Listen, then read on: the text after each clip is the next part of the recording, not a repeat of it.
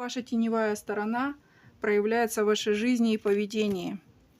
Вы, кстати, можете достигать очень высоких результатов. Вы человек творческий, может быть, каких-то творческих успехов добьетесь. Ваша тень вам в этом помогает.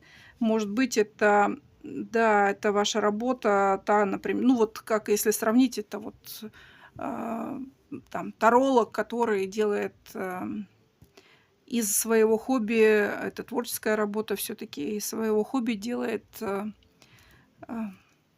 путь, скажем так, идет по пути вот таролога, да. В будущем, может быть, вы с этим увлечением расстанетесь, но а, ваша тень сейчас вас ведет вот именно в эту сторону, в сторону там недалекую от эзотерики, скажу так. И в прошлом вы даже о себе не думали, о том, что вы можете, например, вот быть тарологом, который, ну, который известен, который, ролики которого смотрят там в интернете. А вот сейчас вы это делаете, и причем себя ломать-то не пришлось, если вы вот в прошлом представляли о том, что это недостижимо, о том, что не смогу, не получится, все получится. Вы человек творческий, у вас получится. И то, что вы вот долго там запрягали, ну, только время теряли. Потому что у вас, ну, так сказать, крупному счету ничего не изменилось, кроме того, что вы теперь снимаете своего... Ну, вот я опять же как таролог говорю, да, там кто-то занимается там нумерологией, кто-то занимается еще чем-то. Вот именно что-то, что ваша теневая сторона подсвечивает, то есть то, что недалеко от эзотерики. Я не говорю про художников, про там актеров, певцов, певиц, потому что тень.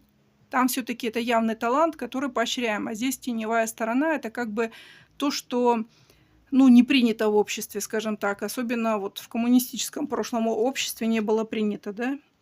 К вам идет сила, вам в будущем вы только будете наращивать свой опыт, и то, что вы вот расстались со состоянием затроила ничего не делания, то есть не проявления своей тени, вы только потеряли, например, там в материальном смысле, а в будущем у вас будет идти по нарастающей. Учитесь, обучайтесь. Потому что вы многое теряете в связи с тем, что не занимались раньше, не просматривали, например, ситуацию на будущее. В связи с этим потеряли, например, своего партнера, который мог бы быть. Поэтому развивайтесь, занимайтесь, и вам это даже в личной жизни поможет.